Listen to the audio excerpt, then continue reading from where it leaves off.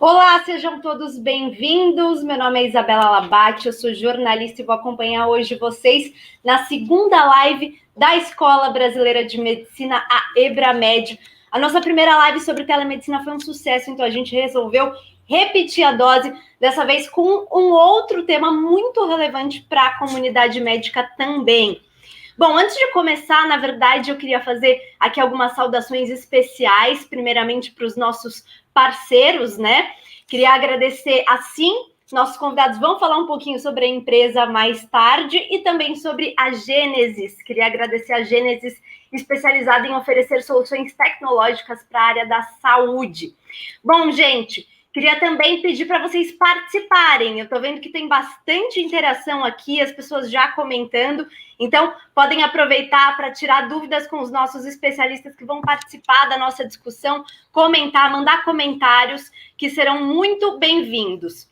Vou apresentar aqui os nossos doutores, os médicos que vão participar da nossa live. Para começar, o doutor Alexandre Soeiro, ele que é médico cardiologista do Instituto do Coração, doutor em cardiologia pela USP e coordenador da pós-graduação em medicina de emergência da Pós-Med, que é um braço da EBRAMED.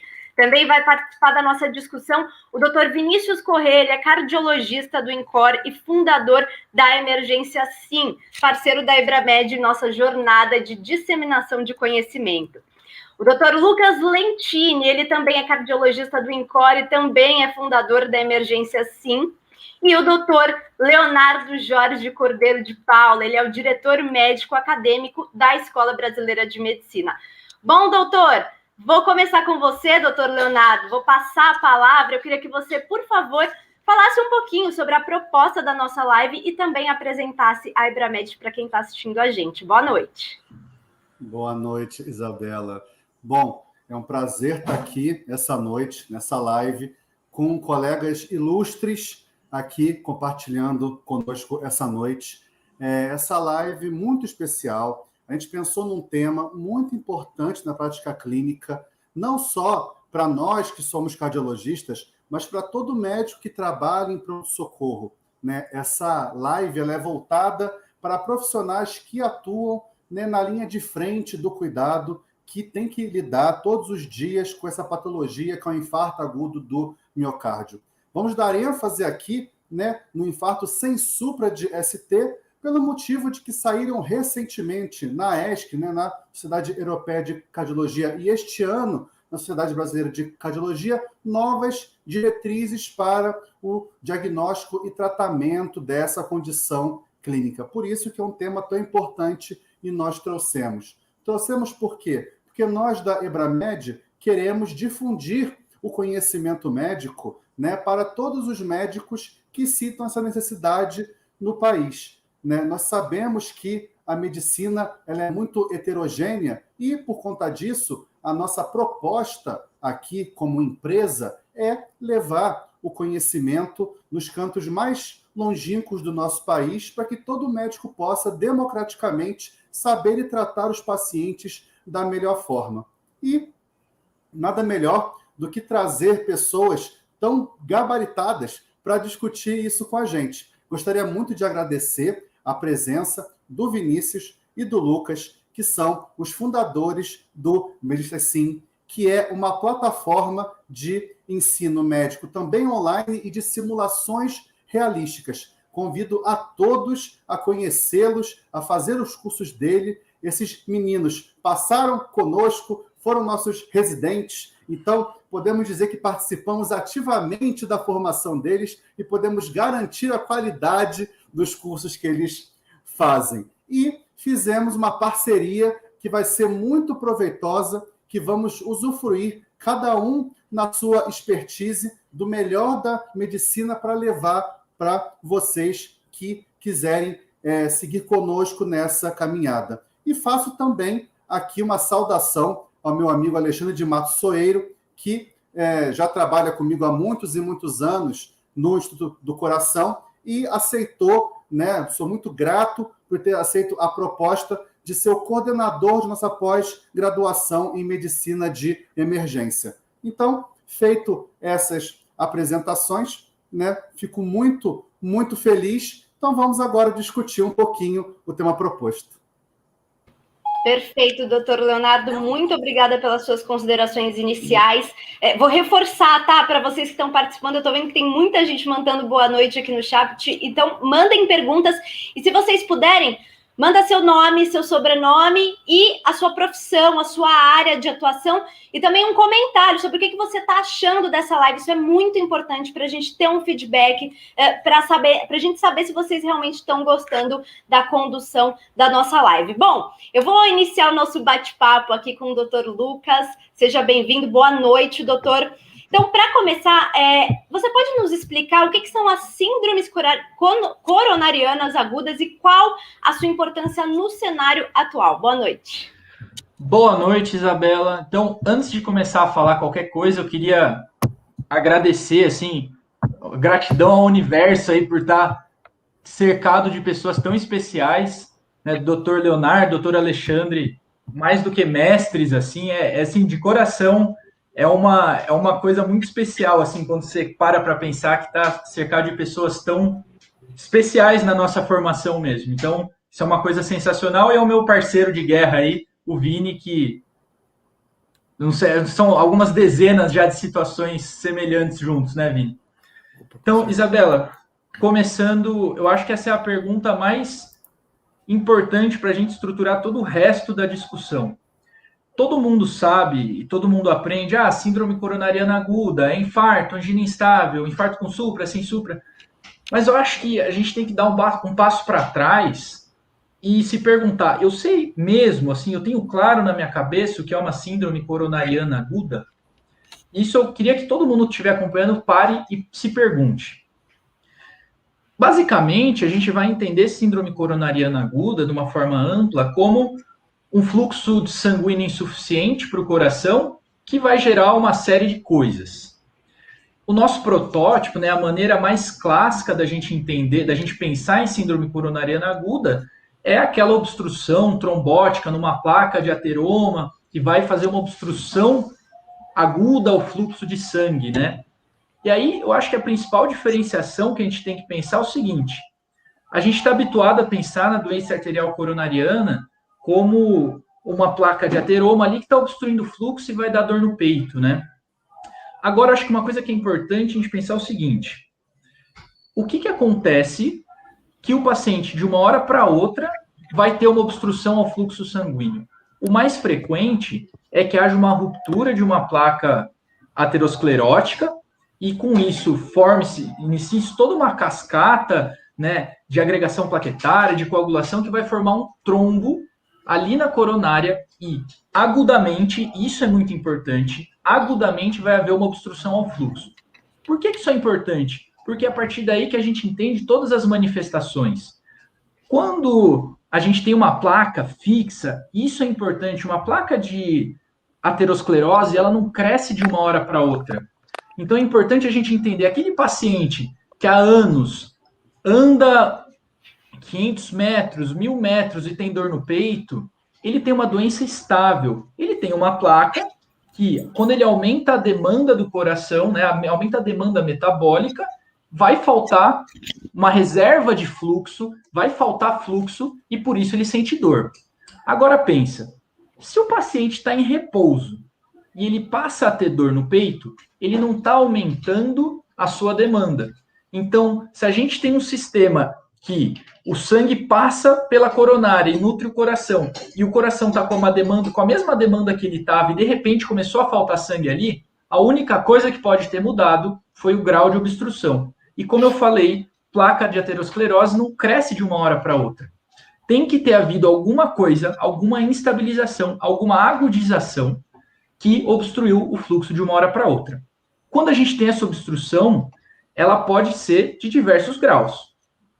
Frequentemente, quando esse trombo, essa obstrução é total da coronária e o fluxo para totalmente, isso costuma se manifestar, essa oclusão total, como uma síndrome coronariana aguda com supra de ST, vai fazer toda aquela cascata que a gente já conhece. Nesse caso, a gente tem que correr para abrir a artéria o quanto antes, porque o músculo está morrendo. Só que nem sempre é algo tão dramático assim. Frequentemente, E mais frequentemente do que a oclusão total, essa trombose local, essa oclusão é parcial.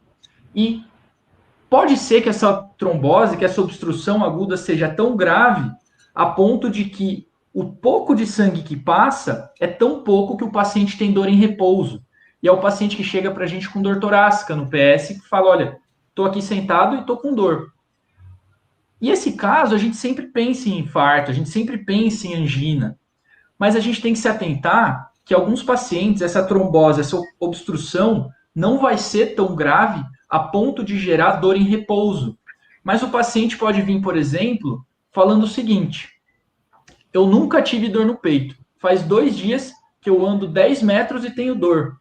Aí lembra, se ele não tinha, em questão de 2 dias, 1 semana, ele mudou o padrão da dor, ele começou a ter dor a pequenos esforços, lembra? A placa de aterosclerose, ela não progride tão rápido. Teve algum evento agudo. Se o paciente, pode ser que ele tivesse já uma placa de aterosclerose, tinha lá angina para 500 metros, mas há 2, 3 dias, ele está tendo angina para andar 10 metros. De novo, pessoal, a placa não anda tão rápido assim. Nesses 3 cenários que eu falei, tem algo em comum, que foi uma progressão muito rápida da obstrução inferida pela clínica. E se essa obstrução progrediu muito rapidamente, deve ter tido um evento agudo. E esse evento agudo, na maior parte das vezes, é uma trombose. E mais frequentemente em cima de uma placa que já existia. Então, a síndrome coronariana aguda, a gente pode entender como na maioria das vezes, uma obstrução aguda ao fluxo, que frequentemente vai ser por um trombo, que aí vai desencadear todo o resto da nossa discussão. Acho que deu para explicar mais ou menos. Perfeito, foi muito didático, doutor Lucas. Obrigada pela sua explicação inicial. Agora eu queria dar boas-vindas também para o doutor Vinícius. Doutor Vinícius, agora eu queria que você falasse sobre a importância, qual que é a importância da gente diferenciar síndromes com supra e sem supra de ST. Primeiramente, eu também queria agradecer a oportunidade de estar aqui entre esses grandes, entre esses gigantes, que contribuíram e ainda contribuem muito para a nossa formação, a gente sempre está aprendendo com eles, e é uma grande honra, e muito obrigado pelo convite, e por essa parceria aí com a Ebramed, que vai ser muito frutífera para todos nós aí. Bom, mas falando especificamente aí da diferenciação entre com supra e sem supra, por que é importante a gente fazer essa diferenciação? O Lucas já explicou quando a gente identifica, quando a gente tem que suspeitar disso, e por que da fisiopatologia dessa manifestação da dor, mas a gente tem que entender que supra tem que ter uma oclusão total da artéria para desencadear um supra de ST no eletrocardiograma. Isso geralmente leva a uma isquemia transmural. É um evento muito mais grave, de muito maior mortalidade, né? E por isso a gente tem que abrir a artéria. Além de fazer todo o tratamento farmacológico que a gente vai discutir aqui para síndrome sem supra, é muito importante também a gente abrir a artéria desse paciente o mais rápido possível. Isso pode ser feito basicamente de 2 formas, ou a trombólise ou a intervenção coronariana percutânea primária, que é nosso tratamento de escolha. Lógico, se a gente não tiver esse tratamento a tempo, a gente vai fazer a trombólise. Mas esse não é o escopo da nossa discussão de hoje. A nossa discussão de hoje vai ser pautada na síndrome sem supra, em que a gente tem uma oclusão parcial do lúmen vascular das coronárias, e isso não vai desencadear um supra de ST no eletro. Como o trombo é instável, lógico, o paciente durante o período de dor, ele pode ter alguns períodos de supra transitório no eletrocardiograma, mas esse supra não vai se sustentar. Então, no eletrocardiograma, a gente pode ter um eletrocardiograma normal, mas também algumas alterações, como infra de ST, inversão de onda T, e também algumas alterações dinâmicas que são marcadores de pior prognóstico para esse paciente. E, fisiopatologicamente, esse paciente vai ter uma isquemia que não pega toda a parede, não é transmural. Ela começa ali no subendocárdio e geralmente fica restrita a esse território. Então, é importante a gente fazer essa diferenciação no atendimento inicial, porque isso vai guiar a nossa terapia. No infarto, na síndrome sem supra, a gente não tem, como na síndrome com supra, abrir a artéria correndo. Lógico, tem pacientes de mais risco, que a gente vai aprender a estratificar esses pacientes hoje, que eles vão ter que ser estratificados invasivamente para o CAT, invasivamente de maneira mais precoce que outros. Mas é diferente da síndrome com supra, em que a gente tem que abrir essa artéria de maneira mais precoce. E, além disso, na síndrome com supra, a gente tem que fazer a dupla antiagregação logo de cara para todo mundo. É diferente aqui da síndrome sem supra, que a gente vai discutir também que essa dupla antiagregação, o segundo antiplaquetário, que é uma das grandes mudanças nessa nova diretriz, a gente faz para alguns casos selecionados. Então, basicamente é isso. Isso é muito importante no atendimento inicial, porque isso vai guiar para que lado que a gente vai em relação às nossas condutas terapêuticas. Perfeito, obrigada, doutor Vinícius. Agora eu queria também dar as boas-vindas ao doutor Alexandre. Doutor, eu queria que você iniciasse a sua participação aqui no nosso debate, na nossa live, falando para a gente como que se faz o diagnóstico do infarto sem supra de ST no pronto-socorro. Então, primeiro, boa noite para todo mundo. Queria agradecer o convite também, Leonardo, a Ebramed, o pessoal da CIM aí, Vinícius, Lucas, um grande abraço para todos. Uma honra estar aqui. E a questão do diagnóstico, na verdade, ele contempla um pouco do que o Lucas e o Vinícius falaram e obviamente, relacionado ao que a gente tem de arma, de arsenal diagnóstico na prática clínica, né? Então, ele entra com um doente que vem, na grande maioria das vezes, com dor torácica, com raras exceções, tem manifestação diferente, como síncope de espiné, mas a dor é a grande manifestação. No primeiro momento, eu faço o eletrocardiograma, não tenho supradesenvelamento do segmento ST, esse é o dado importante, porque já excluiria um diagnóstico. Na prática, a gente tem 90% das vezes, 90 e 80% das vezes, o doente não tendo supradesenvelamento do segmento ST, e eu parto para o método complementar, que a gente realmente coletar uma...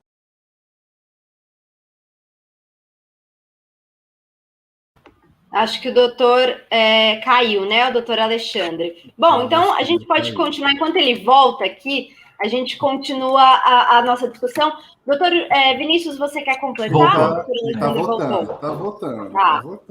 Vamos ver. A internet tem dessa. Voltou? Tá ouvindo a gente, doutor Alexandre?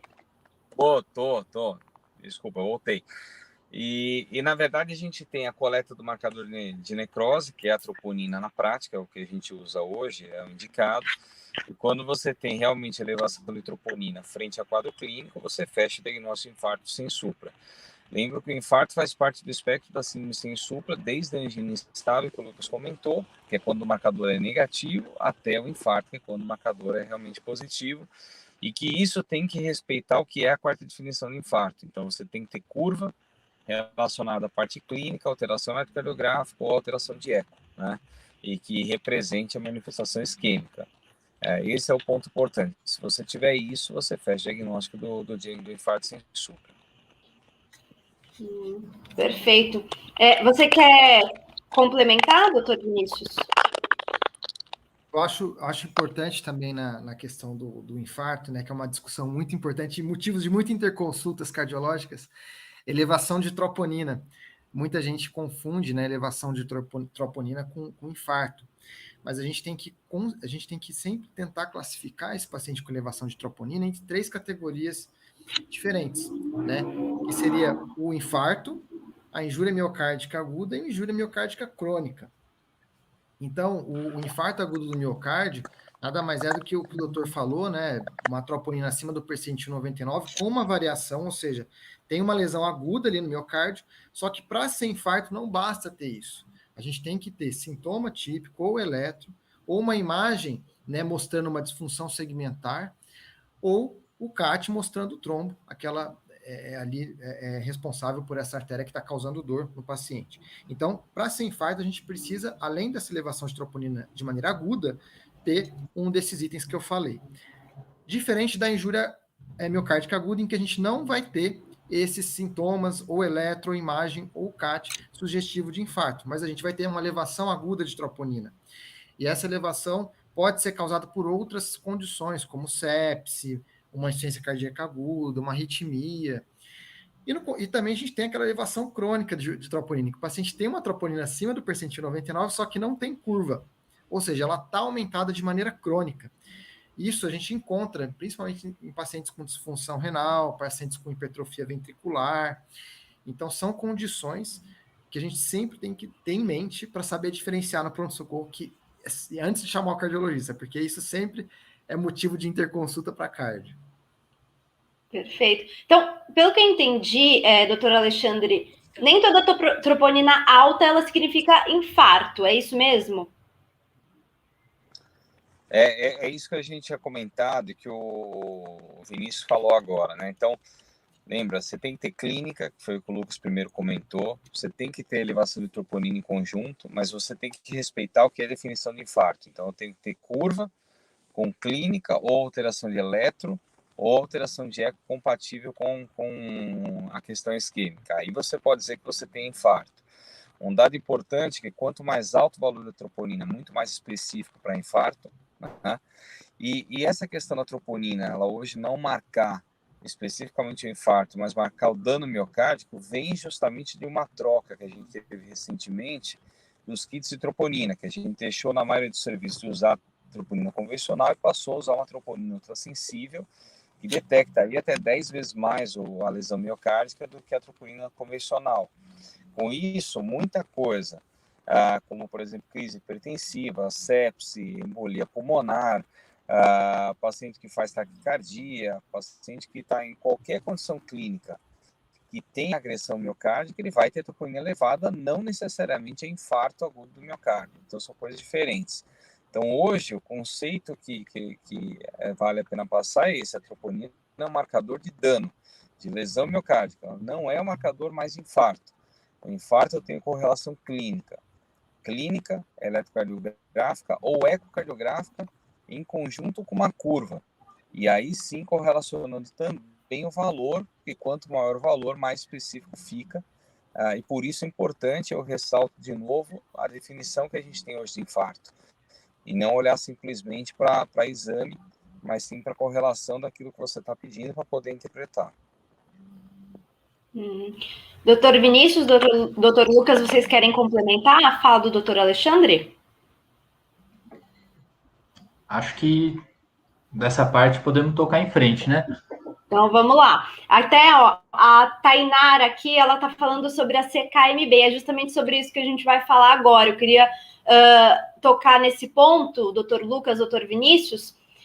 A CKMB, ela tem ainda algum papel nesse cenário?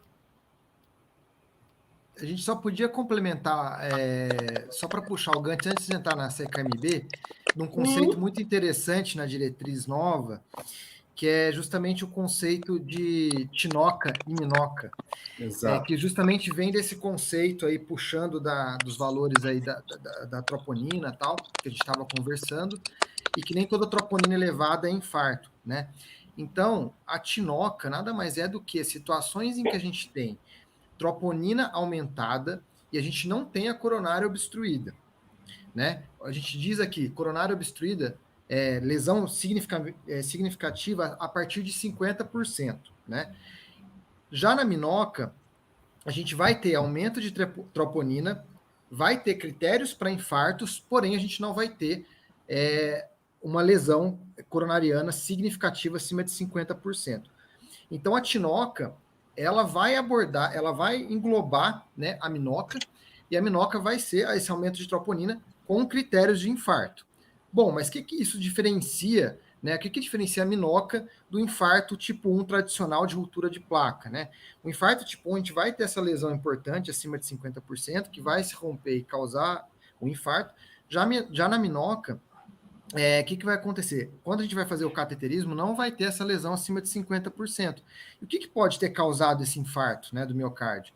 Pode ser um espasmo coronariano, ou uma disfunção microvascular, uma embolia coronária, ou pode ter sido uma ruptura de placa, acima de 50%, só que na hora que a gente foi fazer o cateterismo, como esse trombo é instável, né, a gente já não encontrou mais essa lesão de 50%. Então, esses são mecanismos que podem levar a infarto também, de maneira não tradicional, né? Infarto tipo 1. E as causas de tinoca são causas de aumento de troponina que não vão levar a infarto, que são essas que a gente já comentou: miocardite, embolia pulmonar, sepse, etc. Eu acho que, para ilustrar isso, que talvez o pessoal não tenha, né, tanta vivência. Imagina só, você está no PS, o que é o nosso habitual? Paciente, dor torácica, não tem supra, você pede tropa, a tropa estourou, curvou, você falou, pô, curvou, troco. Tenho clínica? A gente já viu com o doutor Alexandre. É infarto. Vamos lá, o paciente curvou, tropa, tal, vamos para o CAT. Nosso habitual é o quê? Chega no CAT, um monte de lesão aterosclerótica, eventualmente uma lesão grave, que a gente vai lá, frequentemente trata e estende. Aqui, o que acontece? A mesma coisa. Só que você chega no CAT, o CAT não tem nada, e você fica, uai, o que aconteceu?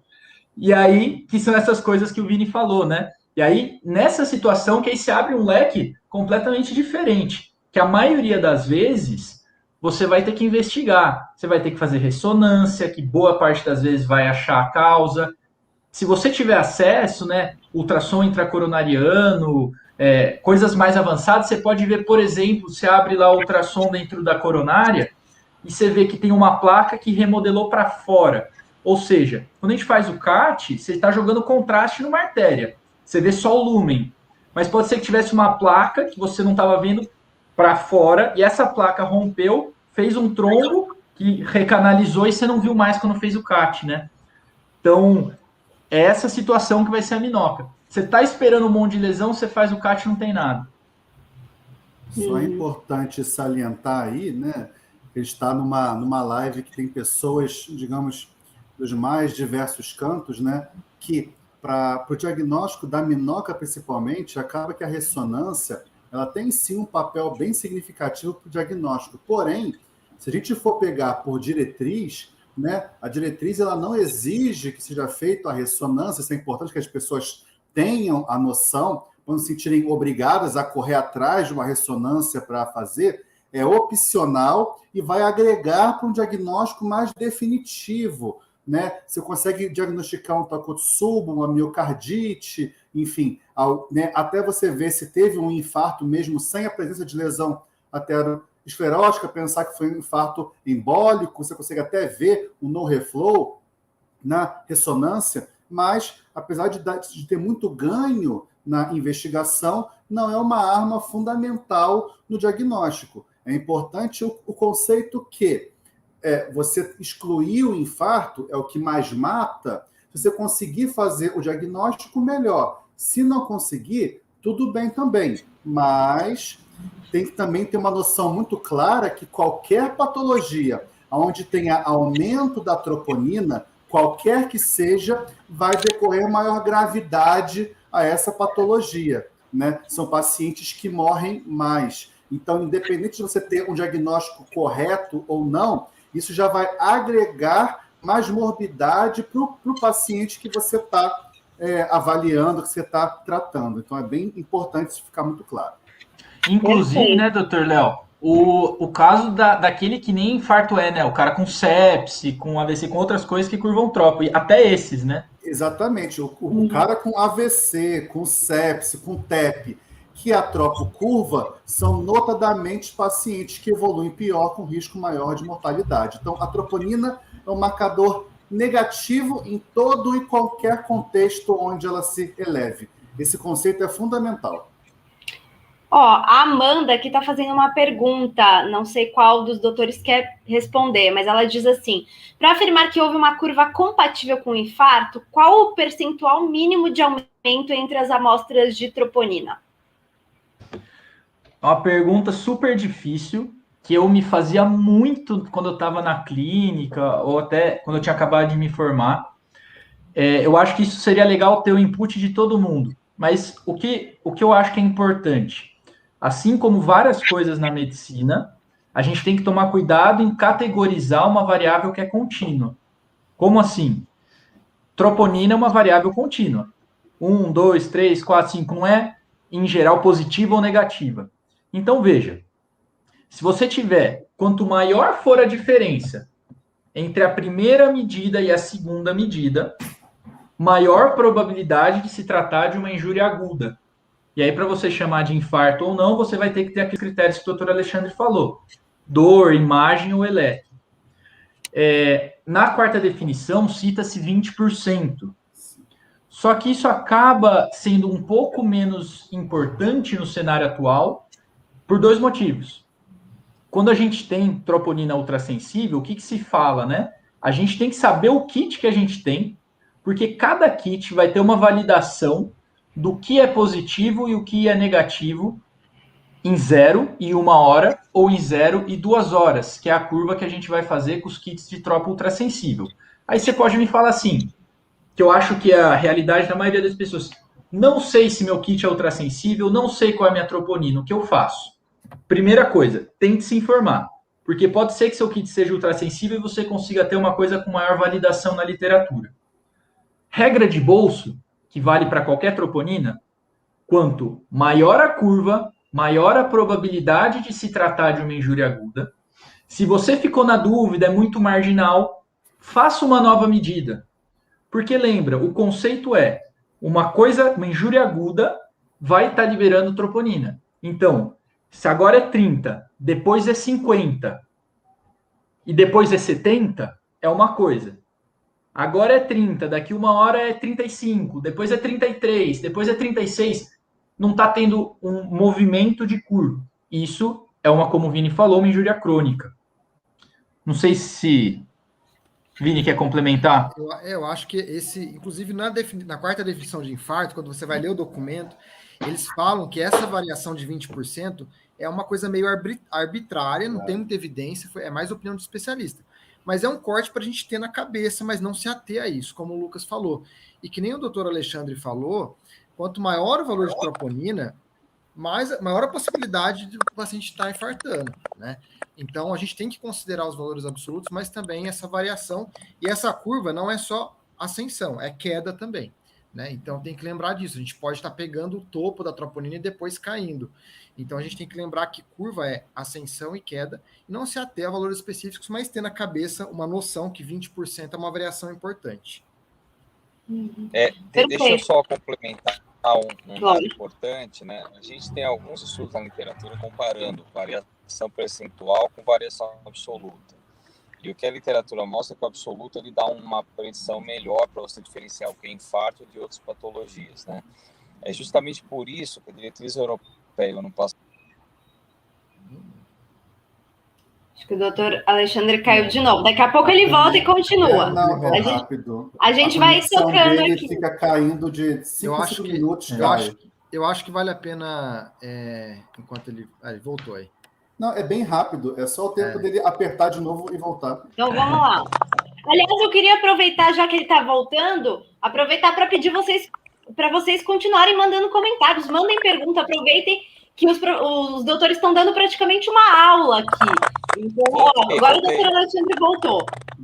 Então, só complementando, a diretriz europeia no passado, ela coloca, na verdade, o delta que você tem que ter, de acordo com o protocolo que você usa e com o kit que você tem. Então, para 1 hora, para 2 horas, e de acordo com o fabricante, você consegue pegar o delta também de 3 horas. Então, é importante que onde você trabalha, você conheça o seu kit, seu percentil 99 e o delta da tua variação com o protocolo que você está usando, né? E essa variação, em termos percentuais, mas voltado para o absoluto do teu kit, é que vai te ajudar a fechar o diagnóstico ou não quando você tem correlação clínica. E uma dica muito prática é: abre a diretriz, pessoal, que lá tem a maior parte dos kits. Provavelmente, seu kit de ultrassensível vai estar lá com esses valores que o doutor Alexandre falou. Não tentem decorar cada um dos protocolos. Não tentem fazer isso. Vejam qual protocolo seu serviço tem e use esse. E é importante você saber se a troponina do seu serviço é convencional ou ultrassensível. As diretrizes, atualmente, elas estão indicando tanto a AS quanto a SBC para usar a troponina ultrassensível, porque ela tem maior acurácia, tem maior valor preditivo negativo, tem maior poder de detecção, né? Diminui o tempo hospitalar do paciente, porque a gente consegue fazer protocolos com 0 em 1 hora, com 0 em 2 horas. Inclusive, a diretriz da AESC fala para priorizar esse protocolo de 0 em 1 hora, né? Porque você diminui a permanência hospitalar do paciente. E é importante, então, você saber isso. Número 1, é ultrassensível ou não? Se for ultrassensível, o protocolo é de 0 1 hora, 0 2 horas ou 0 3 horas, né? Tem esses 3 protocolos, basicamente. Agora, não, meu serviço só a troponina convencional. Se for só a troponina convencional, o que vocês têm que ter em mente? Essa troponina tem menor sensibilidade para você detectar infarto quando a dor se iniciou a menos de 6 horas. Por isso, quando tem a troponina convencional, até a diretriz da SBC fala que nessa situação é bom você pedir a tropo na fase inicial, 3 horas e 6 horas, né? E já puxando o gancho da troponina convencional, talvez seja essa uma das situações ainda que a CKMB teria papel, né? Porque a CKMB, ela consegue detectar também a dor, consegue se levar com dor a menos de 6 horas. Como a troponina convencional tem uma baixa sensibilidade nesse frame, né, nesse tempo, então essa seria uma das indicações hoje da gente talvez dosar a CKMB. Tem outros papéis também da CKMB que são um pouco questionáveis. Se o Lucas quiser complementar aí, porque teve uma pessoa que perguntou da CKMB, né? Sim, a Tainara, né? Ela falou sobre a dosagem de CKMB. E aí, provavelmente, o Vini quer me pôr numa fogueira, porque... Não quero me comprometer. CKMB está um pouco em desuso. Provavelmente, a CKMB seja útil no contexto de infarto periprocedimento.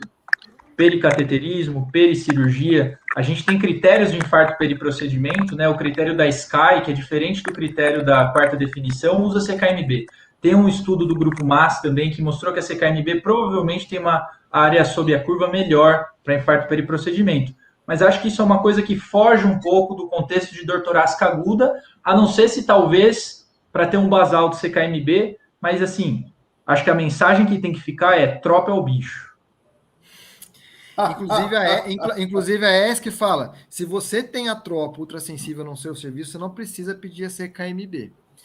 Mas tem esse racional de pedir a CKMB como uma base quando o paciente chega no pronto-socorro, porque se ele tiver um infarto periprocedimento, depois você tem o basal para comparar, né? Ou você é velho que nem eu e o Alexandre, né? Que não consegue se desgarrar da CKMB, também pode ser. O valor emocional. Ele vai concordar comigo que é emocional total. A gente não consegue não pedir CKMB aqui no INCOR. É psicológico. Faz parte do protocolo, é isso? Do seu protocolo. Da nossa cabeça, nosso coração. Perfeito. Agora, continuando a nossa discussão aqui, bom, o infarto ele foi diagnosticado. Aí, o que a gente faz depois, doutor Lucas, doutor Vinícius? Bom, vai lá, Vini. Então, vamos lá. Uma vez que a gente diagnosticou o infarto, né, já passamos da fase de diagnóstico, fizemos o eletrocardiograma, estamos fazendo o protocolo de troponina, dependendo do serviço que você tiver, você vai ver qual protocolo que você vai fazer no seu serviço. Mas, lógico, a gente vai já iniciar as medidas para esse paciente, que o que realmente importa no contexto de síndrome sem supra são os 3As, né? Lógico, a gente tem uma terapia adjuvante, que o Dr. Leonardo depois vai comentar mais para o final da live, mas os 3As aí é o que mais importa nesse paciente. Então, a S, a gente já vai fazer logo na entrada para esse paciente. Você suspeitou de uma síndrome coronariana aguda, já dá 300 mg de AS para esse paciente mastigar, né? E depois a dose de manutenção vai ser 100 mg dia, mas a dose de ataque a gente faz, né? E aí vem a questão do segundo antiplaquetário e do anticoagulante, né? E aí uma das grandes novidades dessa diretriz realmente é a questão do segundo antiplaquetário, né? Eu acho que isso daí eu vou até deixar para o doutor Alexandre comentar, que é uma grande novidade aí da nova diretriz. Quando entrar com o segundo antiplaquetário, nesses pacientes com síndrome sem supra. Existe um alinhamento. E caiu. Daqui a pouco ele volta. Calma que ele volta. Vou aproveitar que o doutor Alexandre cai, eu aproveito para falar com vocês que estão assistindo a gente. Mandem perguntas, vocês são muito tímidos, gente. Vocês mandaram boa noite aqui, estão tímidos, então mandem perguntas. E também como eu disse no começo da live, é muito importante que vocês digam aqui, dêem um feedback para a gente, o que vocês estão achando, qual o ponto que vocês mais estão gostando da nossa live de hoje. Vai lá, doutor Alexandre. Voltei. Peço desculpa de novo, está caindo a conexão, mas existe um alinhamento muito grande entre a diretriz europeia e brasileira que saíram, na ideia de que o seguro antiplaquetário deve preferencialmente ser prescrito dentro do setor da hemodinâmica, quando tem anatomia coronária e vou fazer intervenção. Né? A gente realmente não tem evidência de que fazendo pronto-socorro vai trazer benefício para o doente. Eita. Engraçado que tá caindo bem rápido, né? Mas assim, só dando gancho que o doutor estava falando aí. Quando a gente está falando de síndrome com supra, é diferente de sem supra. Com supra, a gente quer dupla antiagregar esse paciente e mandar para o CAT o mais rápido possível, então a gente vai iniciar já na sala de emergência o segundo antiplaquetário, né? Se a gente está no contexto de trombólise, é o clopidogrel, se não, a gente entra como o prasugrel de Caguilar como primeira opção, aí depois o clopidogrel. Já na síndrome sem supra, que é o que a gente está falando de hoje, é isso que o doutor estava falando aí. Tá de volta aí, doutor? Tô de volta. Desculpa de novo. Por mais 2 minutos. Tranquilo. Não fazer. Tecnologia é assim mesmo, a gente vai, volta. Não. Fui muito otimista com 2 minutos, né? Mas no contexto de sem supra, né? O que a gente vai fazer? Basicamente, você tem que ter em mente assim: eu vou fazer angioplastia para eu vou mandar esse cara para o cateterismo de maneira precoce, menos de 24 horas, ou não, depois de 24 horas. Isso vai depender do quê? Da estratificação de risco que a gente vai falar para vocês daqui a pouco, mas também da disponibilidade do cateterismo no meu serviço. Se essa disponibilidade, se eu tiver um CAT só depois de 24 horas, vale a pena eu já dupla antiagregar esse paciente, mas se eu tiver um CAT disponível em menos de 24 horas, ou for um paciente de mais risco, que eu vou levar ele para hemodinâmica de maneira mais rápida, vale a pena eu segurar o segundo antiplaquetário, iniciar na hemodinâmica. Por quê? Porque eu conhecendo a anatomia, fazendo cateterismo, conhecendo a anatomia coronariana do paciente, eu vou conseguir planejar meu tratamento definitivo para ele. Se ele tiver uma anatomia coronariana cirúrgica, o que vai acontecer? Eu vou ter que suspender, preferencialmente, esse antiplaquetário, né, antes da cirurgia. Isso geralmente gira em torno de 5 dias, para o prasugrel 7 dias, né? Então, se eu conseguir analisar essa anatomia coronariana do paciente e falar, putz, não é cirúrgica, aí eu já faço o segundo antiplaquetário na sala de hemodinâmica. Mas eu não vi lá, é cirúrgica, segura e manda esse cara para cirurgia. E eu acho que uma coisa que é importante, né, Vini, é que a gente fica muito, às vezes, com a cabeça assim, por que não fazer certa determinada conduta? Quando a pergunta que a gente tem que se fazer é, por que fazer tal conduta? Eu lembro quando eu saí da faculdade, que a gente tinha aqui, tem grupo, né, de recém-formado, que sempre mandava um caso dor torácica, aí sempre alguém mandava AS clopidogrel e pede troponina. E eu ficava assim, caramba, por que chegou um cara com dor torácica, tá todo mundo correndo com o clopidogrel, e eu literalmente não entendia, ficava me sentindo mal, e aí, clínica, preceptoria, cardio e tal.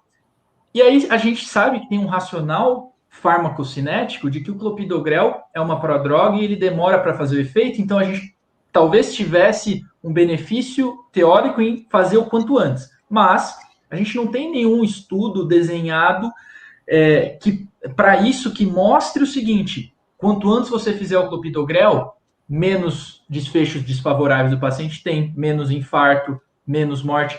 Pelo contrário, a gente tem alguma evidência, como por exemplo o estudo ACOAST, que usou prasugrel, que o paciente não tem benefício em você fazer pré-tratamento, ou seja, não tem nenhum benefício em eu sair correndo para dar logo ali o segundo antiagregante antes do cateterismo, e pode ter aumento de sangramento. E aqui eu acho que, de uma forma bem simplificada, o racional eu não tenho evidência de que eu sair correndo para dar o clopidogrel antes do CAT seja bom. E eu sei que, se ele for um CAT cirúrgico, eu vou atrasar minha cirurgia, e se for outro diagnóstico, uma dissecção de aorta, um TEP, eu posso prejudicar o desfecho desse paciente. Então, o grande dilema está aí, né? A gente tem uma prática difundida, uma prática que faz sentido farmacocinético, mas que a gente não tem grandes evidências para nos guiar. E por isso que a diretriz mudou recentemente, né, Vini? Isso, e veja o que a gente colocou aqui como primeira opção, né? Se você conhece a anatomia coronariana do paciente, né? No caso do sem supra, de fazer o prasugrel como primeira opção em relação ao ticagrelor. Porém, isso é questionável. Eu queria, inclusive, passar a palavra para o doutor Alexandre aí para falar um pouquinho disso daí. Alexandre é Ticagrelor ou bom para falar prasugrel como disso. primeira opção. Em relação a isso, a europeia coloca o prasugrel como primeira opção, baseado no ISA React, mas a brasileira não, né? Ela contempla qualquer um dos dois como primeira opção, que já era aquilo que vinha sendo falado antes. Eu acho que a gente usar só o ISA React como o estudo principal, apesar de ser a única comparação direta, fica um pouco enviesado. Eu acho que vale a pena a gente entender que a gente tem dois bons antiplaquetários. Que pena. A gente fica ansioso. É a lei de Murphy. Exatamente. É só ele começar a falar que cai. Mas acontece. A gente, Não, vou te tempo, falar. pode contar, é tempo dependente. Ele fica uns minutinhos e cai. Mas Mas basicamente o que ele estava falando era do estudo ESERECT 5, que comparou o ticagrelor versus prasugrel, tanto na síndrome sem supra quanto com supra, e mostrou que o prasugrel, né, teria melhores desfechos. Opa! Aproveitar, vamos deixar ele falar. E, doutor, eu estava falando do ESERECT 5, né? Sim, eu vi que só você está comentando aí do estudo, né? Só que é um estudo que tem vieses, né? A única questão é que é um estudo único, não é um estudo com N muito grande, tem viés, e é difícil a gente dizer com certeza que aquele é o resultado real. A gente sabe que são dois bons antiplaquetários, a gente está muito bem servido. Pena. Tá ruim. Vocês querem completar, doutores? Sim. Eu acho que a gente tem o Plato, tem o Triton, que são estudos que compararam com o clopidogrel, tanto ticagrelor como o prasugrel. Sabemos que são bons.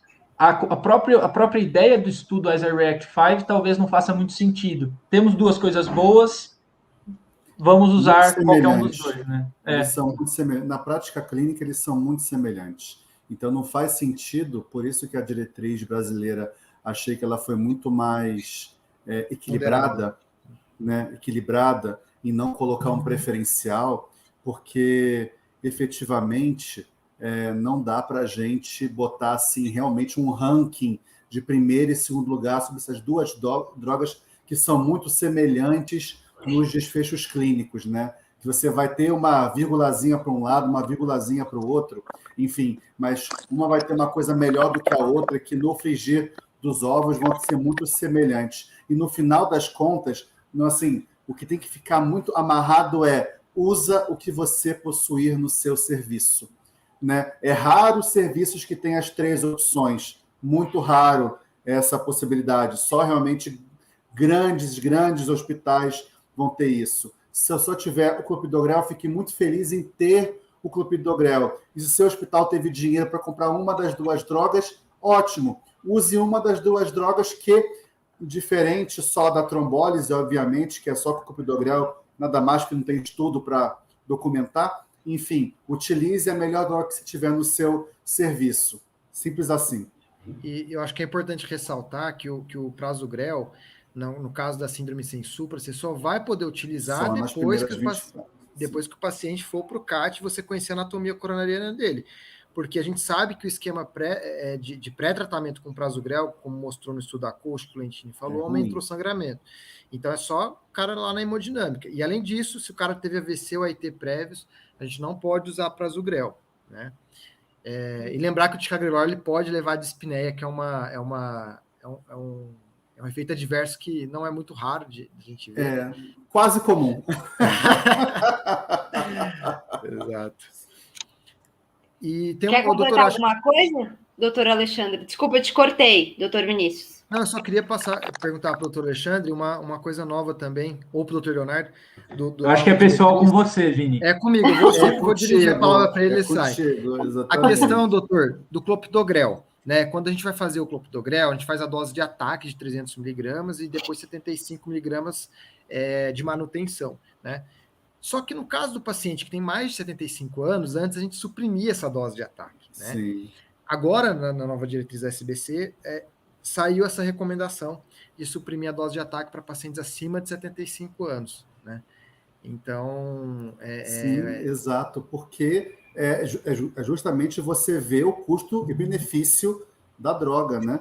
Porque, efetivamente, o clopidogrel, ainda mais já com esse nível de resistência que ele possui, né, na população, e você suprimir essa dose de ataque para tentar chegar num nível terapêutico precoce, é muito deletério em detrimento do risco de sangramento que o paciente mais idoso possa vir a ter, né? Então, é um tanto racional que a gente ignore isso, coisa que eu falo que na nossa prática clínica aqui do INCO, a gente já ignora bem antes da diretriz mandar ignorar, né? Porque a gente enxerga que realmente há mais benefício do que risco, ainda mais nós aqui no SUS, que infelizmente não temos disponível o prasugrel e o ticagrelor para os nossos pacientes, né? Então, a gente não pode deixar que eles se beneficiem do efeito completo que o clopidogrel pode fornecer, né?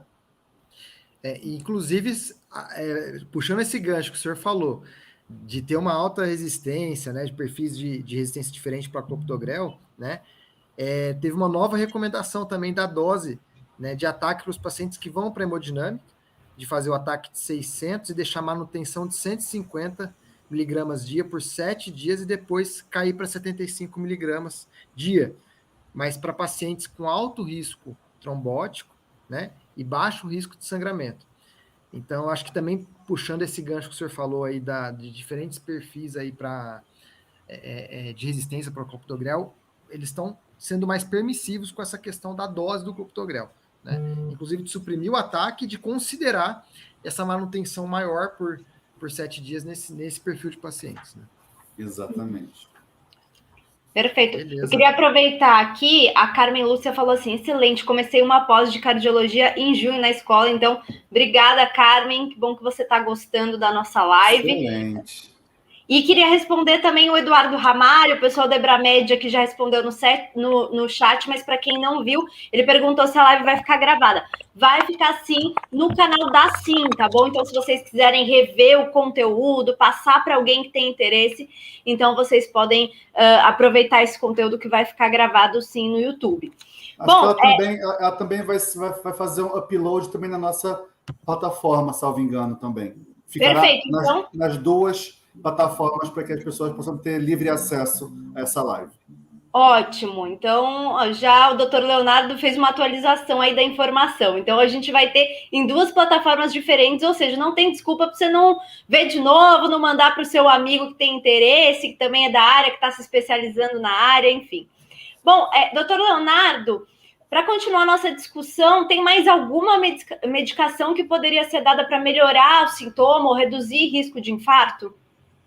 Sim, temos, né? Assim, os meninos falaram o que é o mais importante, né? Os 3As é o mais importante que temos nesse contexto agudo, superagudo do infarto. Seja com supra, seja sem supra. É o que muda ali agudamente a história natural da doença. O AS, o segundo antiplaquetário e anticoagulação.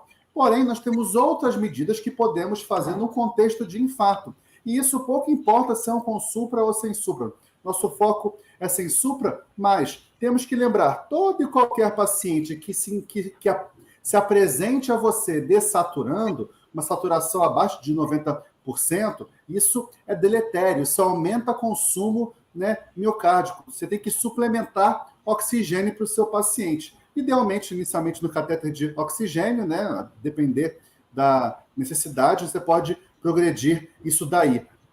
Em relação às medicações, a gente tem que lembrar que assim, o que é importante, o que muda a história natural de doença nesses pacientes. Temos que lembrar do inibidor de ECA, que é uma medicação que é para ser iniciada o mais precoce possível nesses pacientes, assim como os BRA, né? Enfim, né? Como nalapril e losartana, que quanto mais precoce nós damos, melhor para o desfecho, né, para o remodelamento miocárdico desse paciente, muda a mortalidade nesses pacientes aí no médio e longo prazo, assim como as estatinas, né, que também tem o seu papel muito importante, muito fundamental nesse contexto. Sempre o pessoal pergunta, é importante lembrar do beta-bloqueador. A gente só tem que ter muita cautela, muito cuidado na utilização do beta-bloqueador. Por quê? Porque o paciente ele tem que estar, digamos assim, minimamente inflamado. Quanto mais inflamado está esse paciente, né, quanto maior o tamanho do infarto desse paciente, mais o risco de um beta-bloqueador muito precoce, né, causar aí um choque, causar um desfecho negativo nesse paciente. Então, tem que ter muito cuidado. O paciente tem que estar com aquele paciente sequinho, no máximo uma leve crepitaçãozinha em base. Qualquer paciente que esteja um pouco mais congesto, que esteja com sintomas um pouco mais intensos, você deve postergar o uso do beta-bloqueador para que você evite desfechos negativos. É importante lembrar também dos nitratos nesse contexto, né, principalmente para tratar hipertensão e dor dos nossos pacientes, né, são medicações que são utilizadas. Lembrar naquela perguntinha básica que tem que ser feita para o paciente, se ele utilizou alguma medicação aí para algum inibidor de fosfodiesterase, né, uma medicação para disfunção erétil, que são medicações que interagem com o nitrato. E também, lógico, né, lembrar, se o paciente estiver tendo um infarto de ventrículo direito, também esquece que a medicação existe. E por último, muito último, lembra da morfina, que deve ser evitada de ser usada no uso clínico geral, tá? Já foi demonstrada mais malefícios do que benefícios em termos da isquemia em si. Ela sim alivia a dor, mas é uma medicação que tem que ser deixada por último, no último contexto, só se realmente a dor for intratável e você não conseguir levar esse paciente rapidamente para a desobstrução coronariana. Então, essas são as principais medicações. Lembrando da espironolactona, que também entra nesse contextozão aí, naqueles especificamente com disfunção ventricular, passando injeção abaixo de 40%, que também já desde 99, salvo engano, que foi aquele primeiro estudo Rails lá, enfim, mostra que é uma medicação que tem benefício nesses pacientes. Eu lembro bem desse estudo que foi o ano que eu entrei na faculdade, aí fica bem marcado na minha cabeça, 99, enfim. Mas essas são as principais medicações adjuvantes. Professor, uma dica prática que eu acho que é legal dar para o pessoal, a gente percebe muito no nosso curso prático que o pessoal, quando fala em nitrato, associa imediatamente ao isordil, né? Nitrato sublingual e tal. Mas uma coisa que é legal falar, na nossa prática do dia a dia, a gente, não usa sublingual. A gente está com o paciente na sala de emergência, pessoal, tem que ter ele na mão. A gente usa parenteral. A gente faz tridil, né? Nitroglicerina EV. Uma ampola, 250 de soro e vai titulando. Esses, assim, depois que você começa a usar o tridil para analgesia, você vê que morfina, você não precisa ter medo de deixar ela por último, porque ela raramente você vai precisar. O tridil dá conta mesmo. Não, e no curso prático, né, Lucas? Muita gente já vê lá o infarto, já liga o oxigênio, já começa a morfina. Isso daí, pessoal, caiu por terra, viu? O oxigênio, que nem o Dr. Nardo falou, é só se o paciente estiver com uma saturação abaixo de 90% ou sinais de desconforto respiratório, né? E a morfina, ela diminui a absorção dos antiplaquetários, principalmente do clopidogrel. Então, também a gente não vai utilizá-la como primeira opção. Tentem usar o nitrato e o beta-bloqueador como medicações para controlar a dor do paciente, né? Mas como o Dr. Leonardo falou, beta-bloqueador cautela, principalmente endovenoso, né? Que a gente praticamente não usa. Praticamente não usa mais. Perfeito. O Gabriel Coelho, Gabriel Guimarães, ele mandou aqui uma pergunta. Doutores, me perdoem se a jornalista falar errado aqui, tá? Mas vamos lá. Clopidogrel, 600 miligramas para angioplastia primária, tanto em IAMC-SST quanto em IAM-SST? Falei certo? Falou. Que é o famoso com supra e sem supra de ST. Perfeito. Gabriel, ajuda a jornalista, podia ter simplificado aqui. Querem responder, meninos? Sim, sempre quando vai para angioplastia, 600 miligramas de ataque.